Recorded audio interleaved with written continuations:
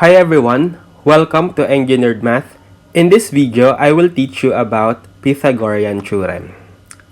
So basically, Pythagorean Theorem was formulated by a Greek mathematician and philosopher named Pythagoras. So Pythagorean Theorem defines the relationship of the lengths of the sides of a right triangle. So Pythagorean Theorem states that in a right triangle, the sum of the squares of the legs is equal to the square of the hypotenuse. So let's say we have a right triangle. So let's say we have the 90-degree angle here, and we have the two sides A and B, which are called the legs of the right triangle. And we have the side C, which is the hypotenuse, and it is opposite the 90-degree angle. So in a right triangle, hypotenuse is always the longest side. So based on Pythagorean Theorem, we can form an equation for the relationship of the side lengths of this right triangle. So the sum of the squares of the legs is equal to the square of the hypotenuse. In equation, it is equivalent to a squared plus b squared equals c squared. So this equation should always be true when we have a right triangle. So if there's a right triangle and we need to find a particular unknown length, if two sides are given, we can solve the missing side by Pythagorean Theorem. So let's say we have a right triangle, and then we have the lengths of the legs as 3 and 4, and we need to find the hypotenuse x. So using Pythagorean Theorem, we can let a be equal to 3 or 4, it doesn't matter. So let's say a is equal to 3 and b is equal to the other leg, which is 4, and we need to find the hypotenuse c, which is x. So using Pythagorean Theorem, a squared plus b squared equals c squared. Substituting the values, we have a is 3, so 3 squared plus b is 4, so 4 squared equals c is x, so x squared. So solving this equation for x, simplifying the constants, we have 3 squared is 9 plus 4 squared is 16 equals x squared. 9 plus 16 is 25 equals x squared. To solve for x, we need to get the square root of both sides. So we have x now is equal to square root of 25 is plus minus 5. But since we are getting side length, we must only use the positive value. So therefore, the hypotenuse is 5.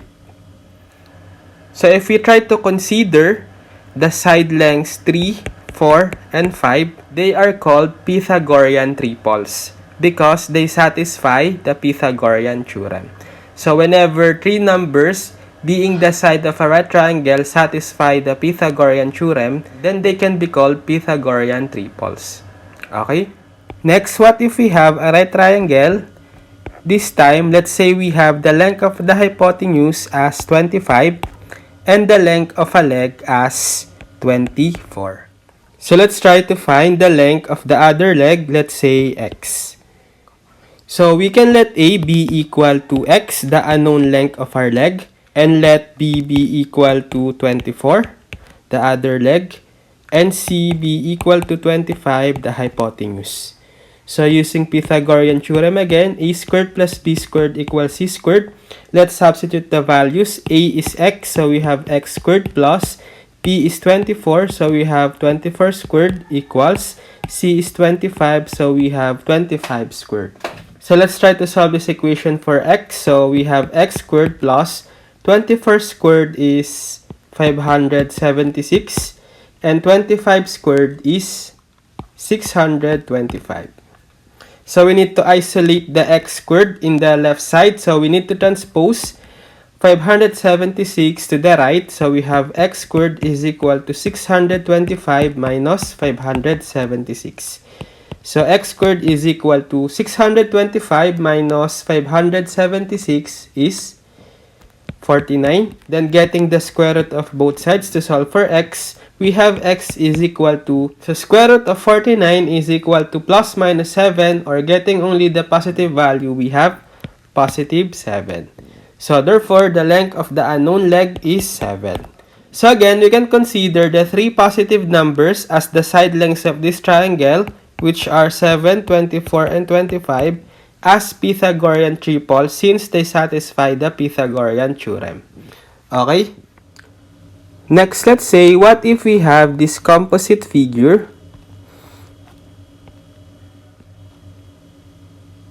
wherein we have a right angle here and another right angle here, and let's say this length is 2, this length is 1, this length, let's say, is 3. So let's try to find the unknown length x.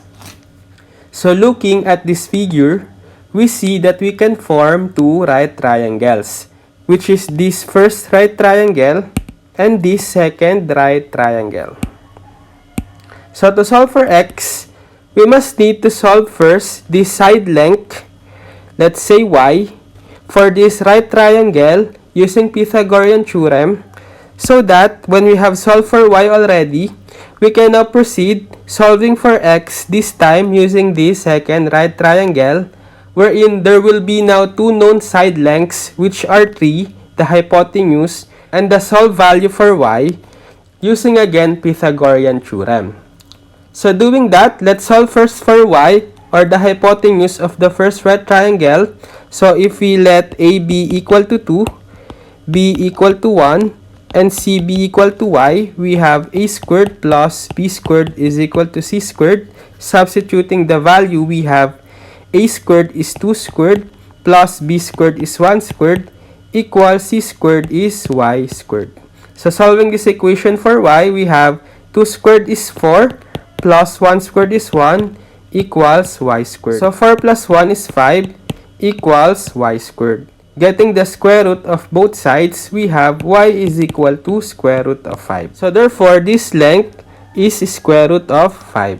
Now, referring to this right triangle this time, we can let a be equal to, let's say, square root of 5. We can let b this time be equal to the unknown leg length x, and c be equal to the given hypotenuse 3. So applying Pythagorean theorem, a squared plus b squared equals c squared. Substitute the values. So a squared is square root of 5 squared plus b squared is x squared equals c squared is 3 squared. So square root of 5 squared is 5 plus x squared equals 3 squared is 9. So transpose 5 to the right. So we have x squared is 9 minus 5. So x squared is equal to 4. Then getting the square root of both sides, we have x is equal to square root of 4 or 2. So therefore, the value of the unknown length is x is equal to 2. Okay, so that's how to apply Pythagorean theorem for a given right triangle. So I hope you learned something from this video, and thank you for watching.